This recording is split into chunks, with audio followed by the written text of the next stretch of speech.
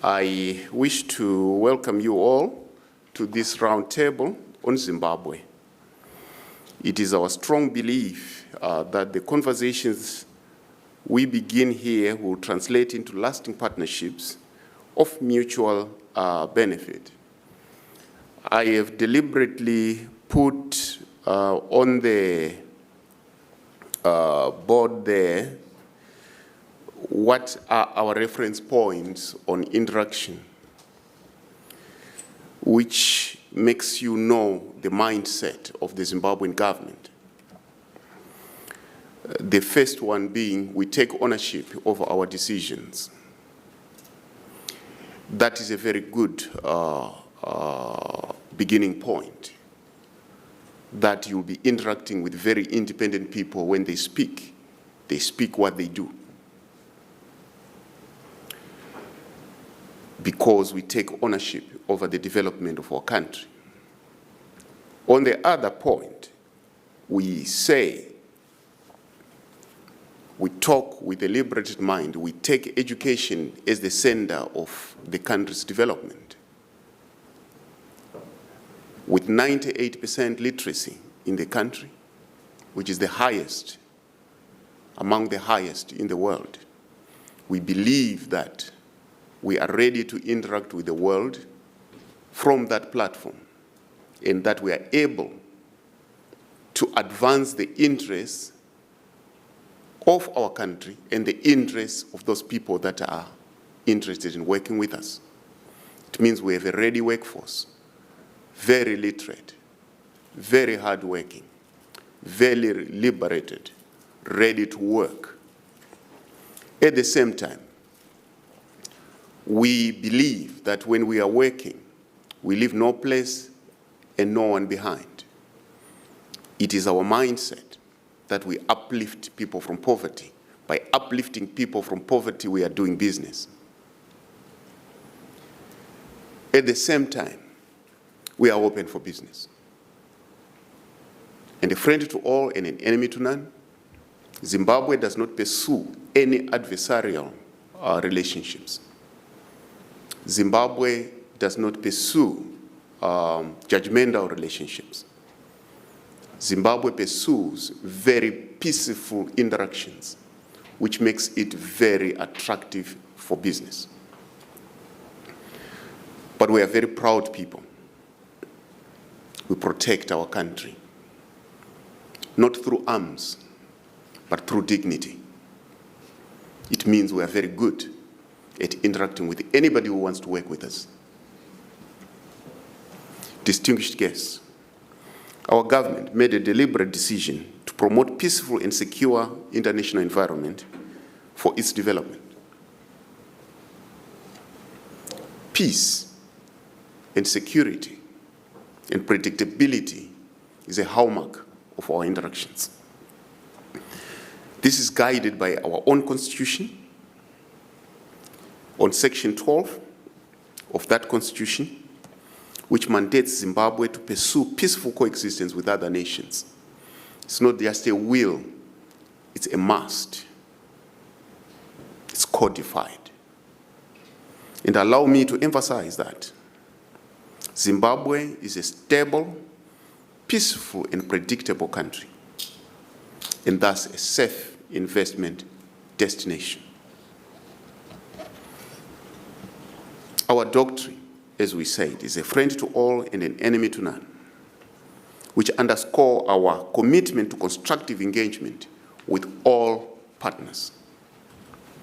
As investors, you can be assured of certainty, security, and protection of capital. Stability is the bedrock upon which we are building a prosperous Zimbabwe. For Zimbabwe, deepening our economic and trade ties with the United States of America is both strategic and mutually rewarding.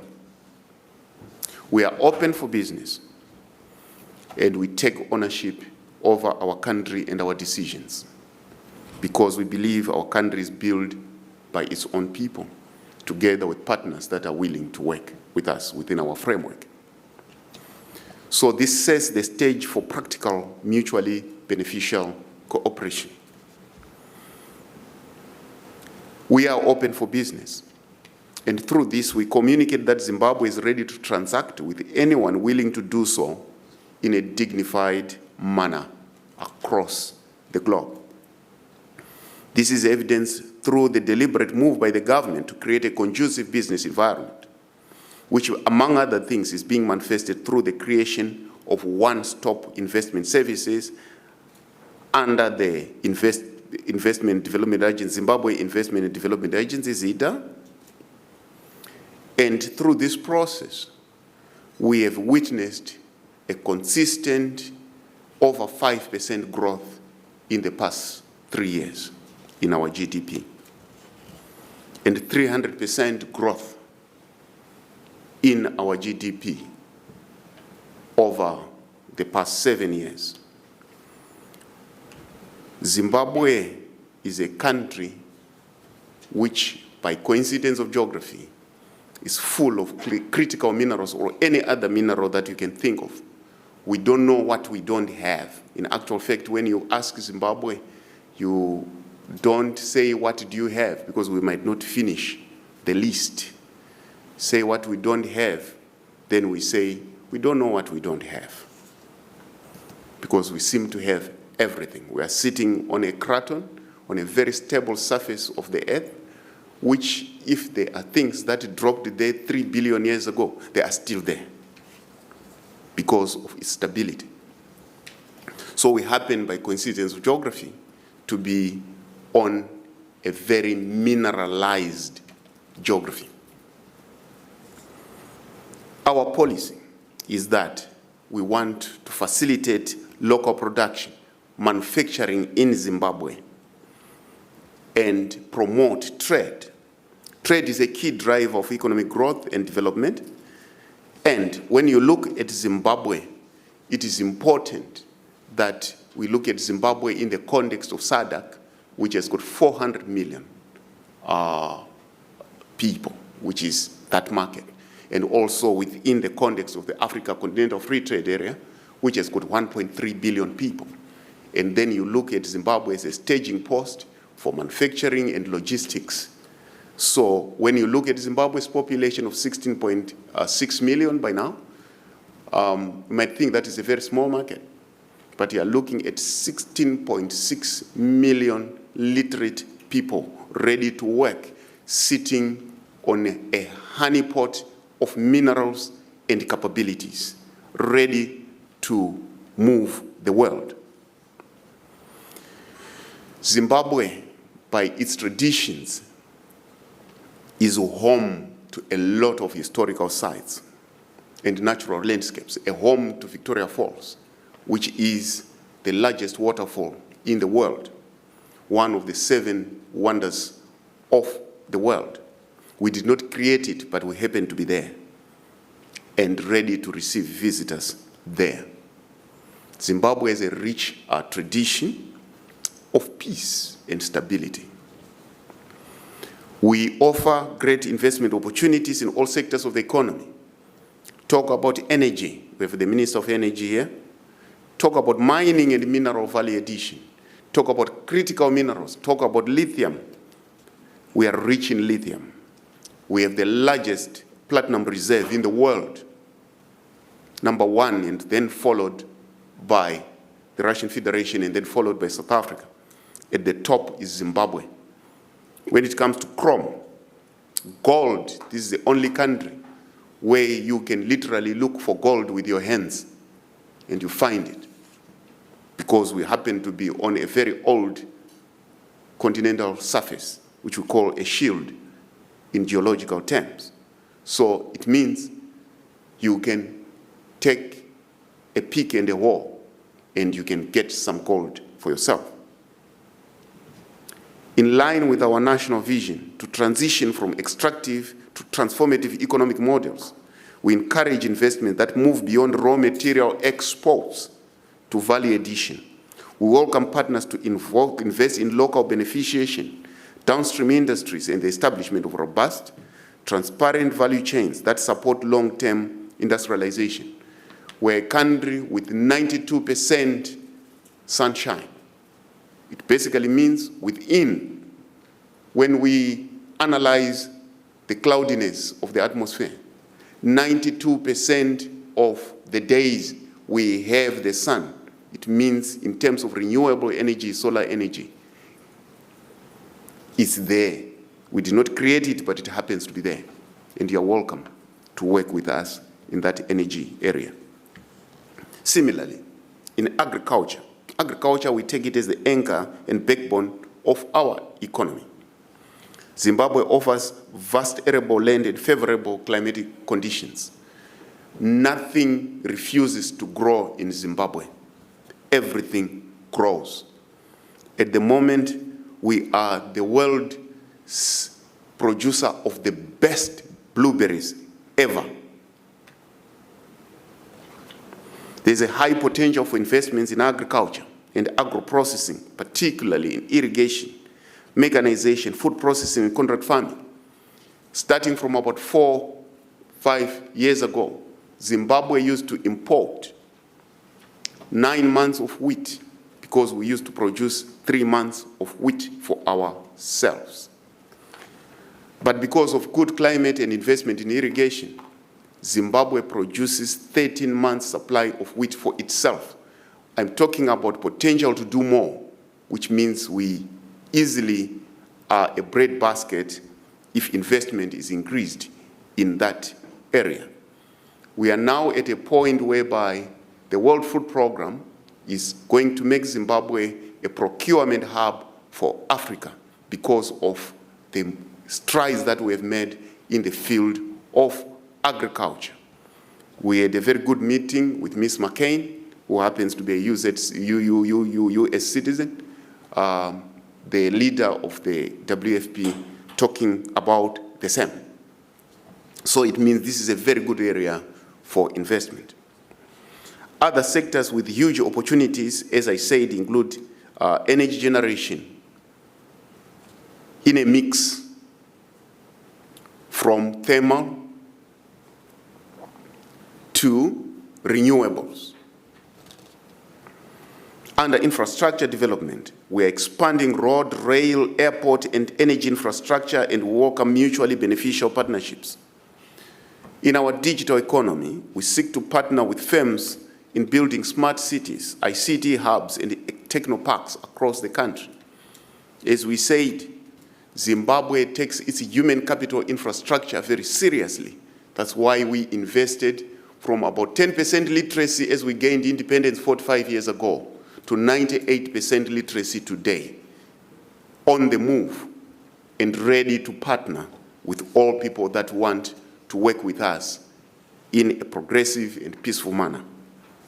Zimbabwe presents compelling opportunities for investors, US investors, in the energy sector, as I said, driven by significant power generation gap that we have at the moment and strong government commitment to renewable energy. The country enjoys some of the highest solar radiation levels, as I said, 92% of sunlight, 366 days, 92 cloud-free days, because sometimes the clouds come in the afternoon. In the morning, you'll be generating energy. With demand of electricity growing rapidly and the policy environment anchored on investor protection and predictable returns, Zimbabwe is positioning itself as a safe and profitable destination for US companies seeking to expand into Africa's clean energy market. Distinguished guests, we have also made a policy decision to promote international tourism for Zimbabwe's prosperity. Tourism remains a cornerstone of Zimbabwe's economic growth, having grown at over 12% last year. Zimbabwe is blessed with breathtaking natural heritage. It happens that for last year, most of the tourists came from the US, international tourists coming to Zimbabwe. And anybody who is venturing into this area must know there's already a lot of interest from tourists from this side of the world. Our policy thrust is focused on facilitating tourism and tourism infrastructure as part of our national development strategy. Our development model is anchored as well on innovation. I'm happy to see that there are universities here.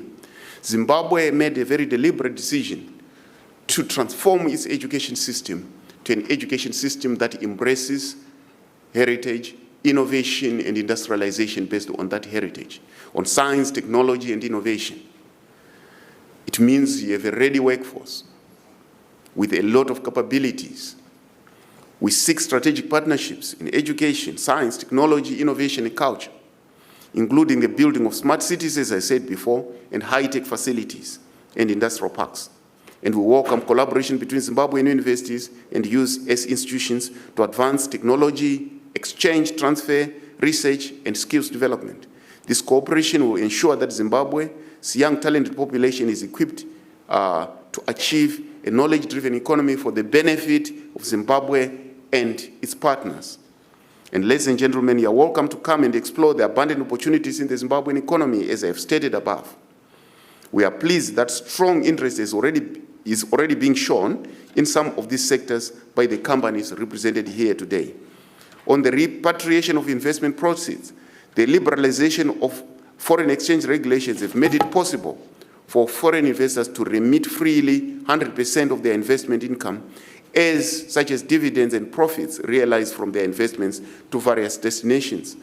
This liberalized framework provides investors the freedom to open foreign currency accounts and ensure that they have unlimited access to their accounts and can effect payments as they see fit.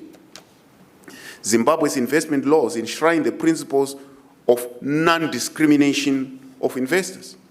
This entails non-preferential treatment for any investor over the other. Everybody is treated equal according to the opportunities that they want to pursue. All investments are treated and handled the same with respect to the establishment, acquisition, expansion, management, conduct, operation, and sale or the disposition of their investments. As you may be aware, Zimbabwe is strategically located in the heart of Southern Africa and plays a critical role in the economic integration of the region. It's an island of peace, extremely peaceful country. It's not enforced peace, it's natural peace that we enjoy because of our values. This central location offers important infrastructure for logistical convenience as well as improved trade facilitation. This is not limited to road rail networks, which provide easy access to seaports of Maputo, Beira, Wellfish Bay on the west coast, and Durban, that includes the potential to develop well-positioned aviation hub for both passenger and cargo transportation.